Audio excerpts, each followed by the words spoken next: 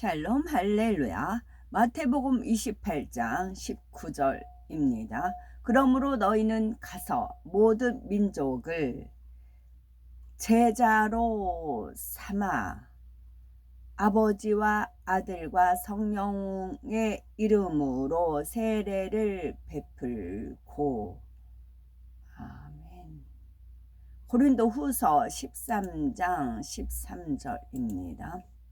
주 예수 그리스도의 은혜와 하나님의 사랑과 성령의 교통하심이 너희 무리와 함께 있을지어다.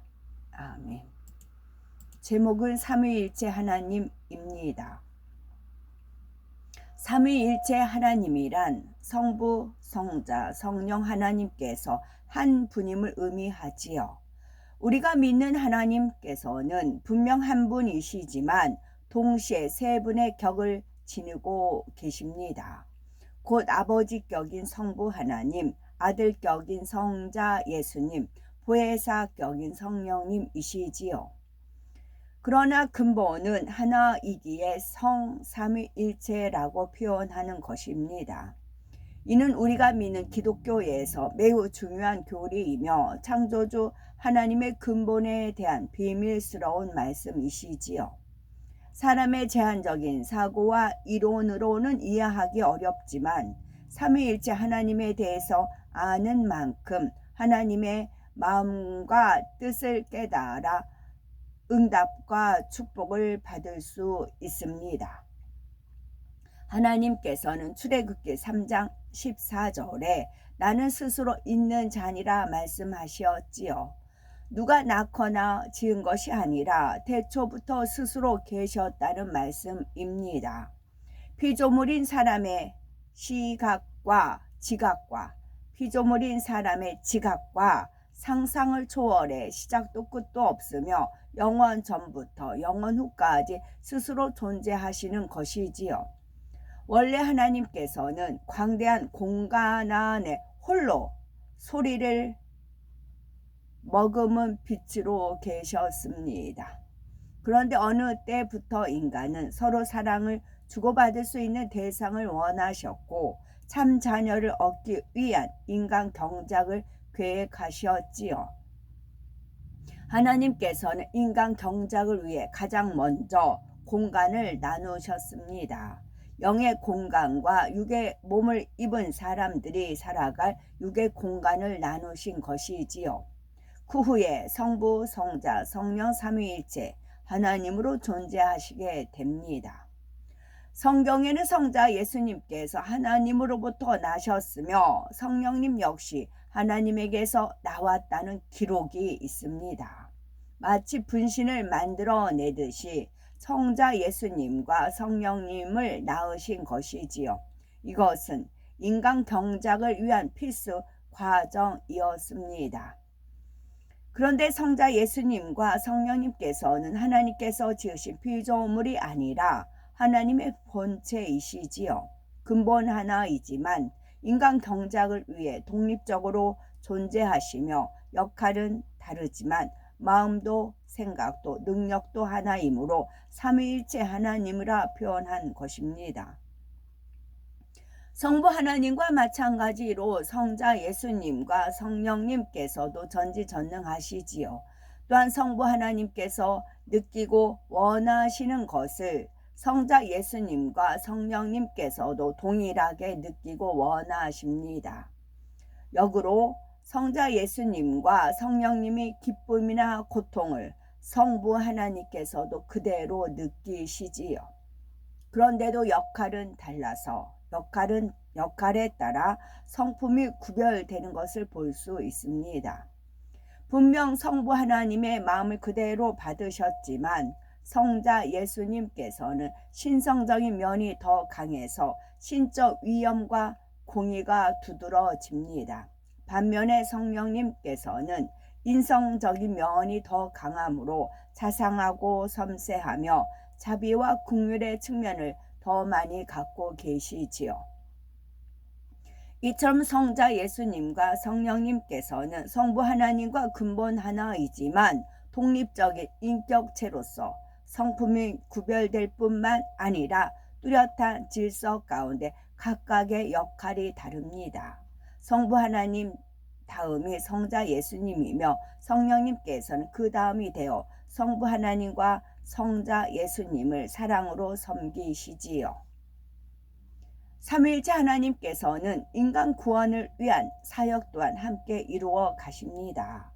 각각의 역할을 정확히 감당하심으로 인간의 창조에서부터 구원에 이르기까지 모든 경작의 섭리가 온전히 완성되는 것입니다.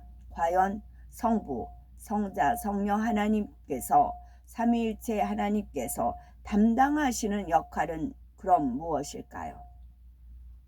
첫째, 구원의 길을 여시는 성자 예수님이시지요. 두 번째, 구원을 온전케 하시는 성령님이시고, 세 번째, 인간 경작의 총감독이 되시는 성부 하나님이십니다.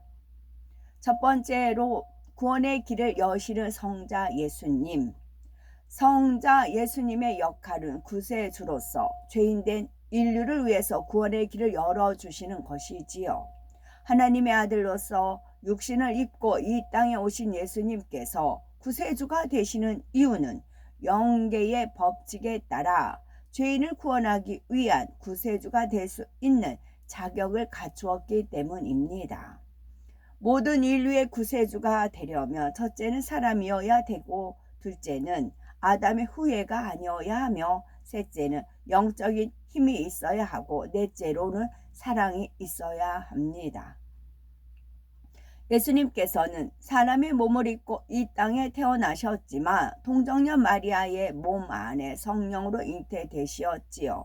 남자의 정자와 여자의 난자가 결합해서 난 것이 아니므로 원죄가 없으셨고 하나님 말씀대로 사셨기에 자범죄도 없으셨습니다. 이런 예수님께서 십자가에 달려 돌아가셨기 때문에 우리가 그 보혈의 공로로 죄를 용서받게 되었지요. 만약 예수님께서 구세주의 역할을 감당하지 않으셨다면 불순종한 아담 이후로 모든 인류는 다 지옥에 가야 하므로 인간 경작의 목적이 달성될 수 없습니다. 하나님께서 영원히 사랑을 주고받을 수 있는 참 자녀를 얻으실 수 없지요.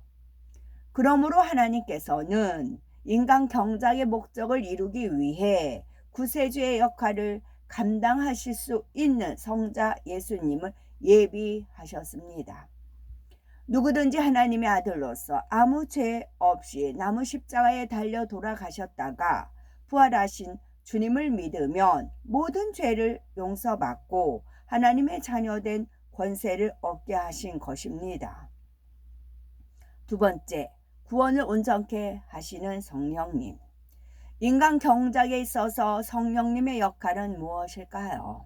사람들이 성자 예수님을 통해서 얻은 구원을 온전케 하는 것입니다.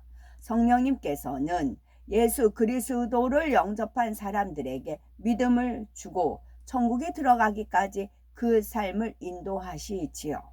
성령님의 특징은 영을 무수히 분리해 일하신다는 점입니다. 본체는 한 곳에 계실지라도 본체와 똑같은 마음과 능력을 가진 영이 무수히 분리됨으로써 세계 곳곳에서 동시에 사역을 이루시는 것이지요. 그렇기 때문에 본체와 본체를 비추면 분체를 알 수 있고 분체가 본체를 알 수가 있는 겁니다. 같은 거니까요. 근데 대적한다, 반역한다. 그러면 성령이 아닌 거죠. 성령의 분체가 그 마음에 없는 겁니다. 악령인 겁니다.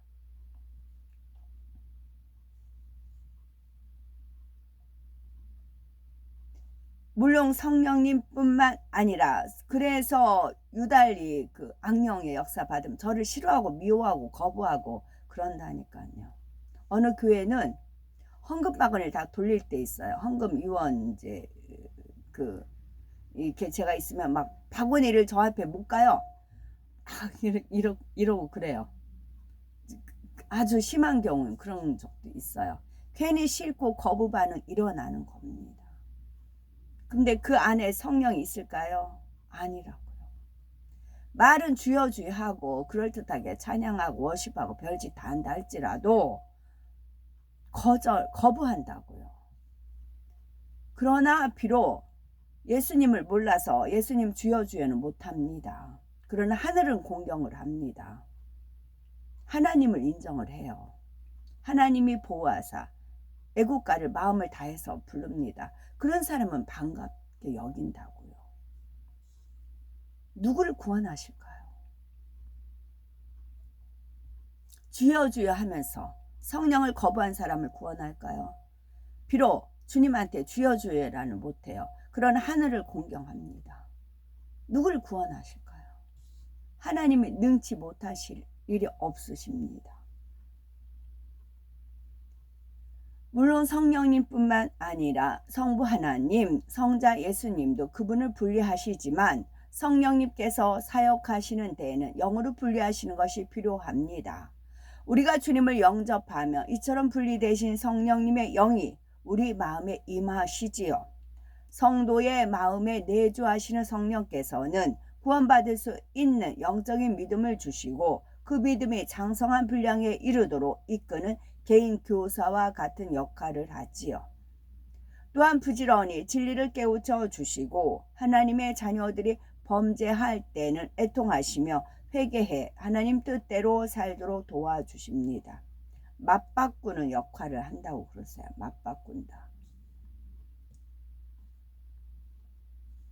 그 하마스가 자기들이 사람하고 오히려 막 맞바꾸는 그런 걸 하잖아요. 영의 세계도 마찬가지래요. 어이없는 그런 조건을 내건다 할지라도 하나님은 승리하십니다. 이와 함께 성령이 감동, 감화, 충만함과 각종 은사를 주셔서 능히 죄를 버릴 힘을 주시고 하나님의 역사를 체험할 수 있도록 도와주시는 것도 성령님의 역할입니다. 세 번째, 인간 경작의 총감독이신 성부 하나님. 성부 하나님께서는 인간 경작이라는 거대한 계획의 총감독자가 되시며 창조주요 만물의 주관자이시며 마지막 때의 심판자 역할을 하십니다. 참 자녀를 얻기 위한 인간 경작의 섭리를 성취해 나가는 데 있어서 삼위일체 하나님의 역할은 질서 가운데 정확히 나누어 있지만 결국 세 분이 동시에 이루시는 것입니다. 요한일서 5장 8절에 증거하는 이가 셋이니 성령과 물과 피라 또한 이 셋이 합하여 하나이니라 하였지요. 물은 영적으로 말씀이신 하나님의 사역이며 피는 십자가에 달려 피 흘리신 주님의 사역을 의미합니다. 이처럼 성령과 물과 피로 삼위일체 하나님께서 하나 되어 사역해서 믿는 자녀들에게 구원받는 증거를 주시지요. 예수님께서도 아버지와 아들과 성령의 이름으로 세례를 주고 하셨고 사도 바울도 주 예수 그리스도의 은혜와 하나님의 사랑과 성령의 교통하심이 너희 무리와 함께 있을지어다 했고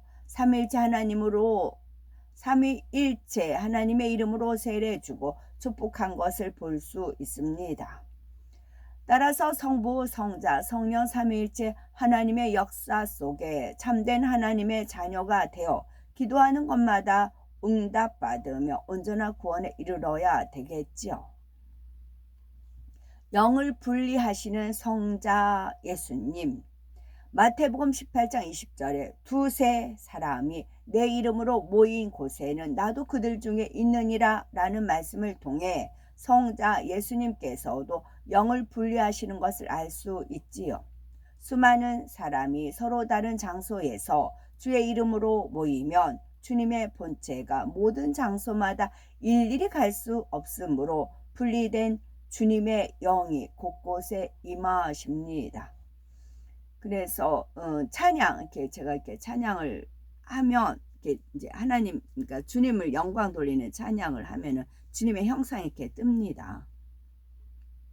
주님의 형상이 뜹니다. 그러면 저는 너무 더 감격스럽고 감동이 되지요. 그러면 이제 같이 찬양 하시는 분들도 은혜 이제 그게 뭔지 모르지만 은혜가 돼서 아멘 하면서 더 찬양으로 하나님께 영광을 돌립니다. 이런 경우가 주님의 영이 분리돼서 임재하시는 경우이지요. 아멘.